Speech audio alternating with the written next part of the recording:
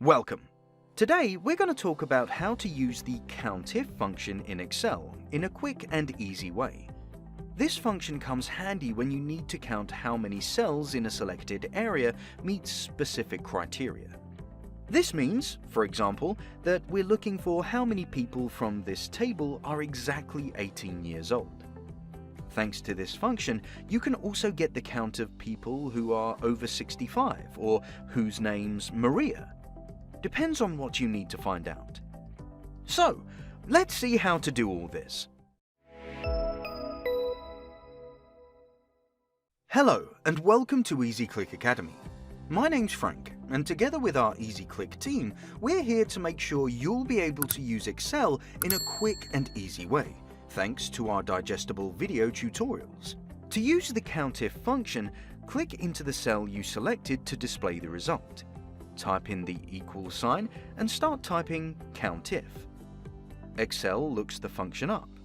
Select it with a click, and now you'll need to add two details. The first one is range, where we're identifying the area through which Excel will search. The other detail is criteria.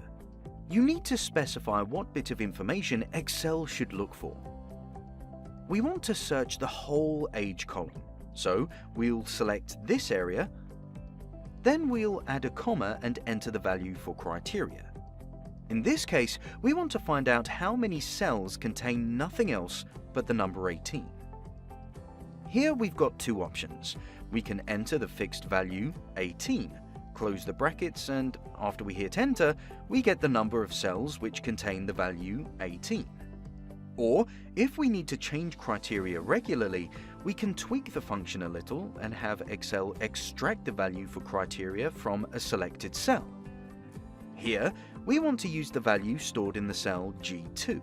So instead of the fixed value 18, we'll use the reference to the cell G2. And here's how it works. If we change the number in G2 to, let's say, 25, we can immediately see that there are exactly two cells within the table which contain the number 25. Great news is that this principle applies to data tables of any size. Now, let's see what else the function can do. The COUNTIF function can also be used when the criteria is based on comparing values. We can find out how many cells in the table contain values greater than or less than the number stated in the criteria part of the formula. For example, to find out how many people are over 65 here, type in the whole COUNTIF function just as you did in the previous step. Select the area as before, but watch out, the criteria need to be specified in a slightly different way here. Let's make the function work using the fixed value first. Introduce quotation marks and enter the greater than sign within, followed by the number 65. Excel quickly returns the number 3, as there are 3 people over 65 in the table. And now, let's make the function dynamic again. The cell G3 contains the criteria we specified, but when it comes to comparing values, a simple reference to a cell won't be enough. Let's try a little trick that should help. Type in the greater than sign in quotation marks, then enter an ampersand followed by the reference to G3. All's done here, so press enter and you'll see the same result as a moment ago, when we used the fixed value. But if you change the value in G3 to 40, the function will promptly recalculate the result and Excel will show the number 17, which means there are over 17 occurrences of cells containing numbers greater than 40 in the age column. And before we wrap up, let's have a look at how to use the COUNTIF function with text.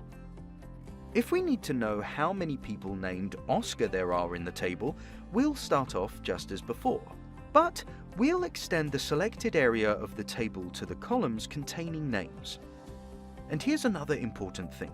To look for a piece of text, we need to include it in quotation marks. So type in the quotation marks with the name Oscar within, close the brackets, press enter, and here we go. Now we know there are 2 Oscars in the data table. Again, if you wish to use a cell reference rather than a fixed value, just include the letter of the column and the number of the row where the cell containing the value for criteria is located. In our case, it's G4. If you type Maria into the cell, Excel will tell you right away that this name occurs in the table only once. So, in today's tutorial, we saw a short description on how to use the COUNTIF function in practice. We believe this function will make your working life easier. And apart from COUNTIF, Excel offers loads of other useful functions. With EasyClick Academy, you can watch the video tutorials to the most popular ones. Just check out the links in the description below. If you found this tutorial helpful, give us a like and watch another video tutorial by EasyClick Academy. Learn how to use Excel in a quick and easy way. Is this your first time on EasyClick? We'll be more than happy to welcome you in our online community. Hit that subscribe button and join the Easy Clickers. Thanks for watching, and I'll see you in the next video.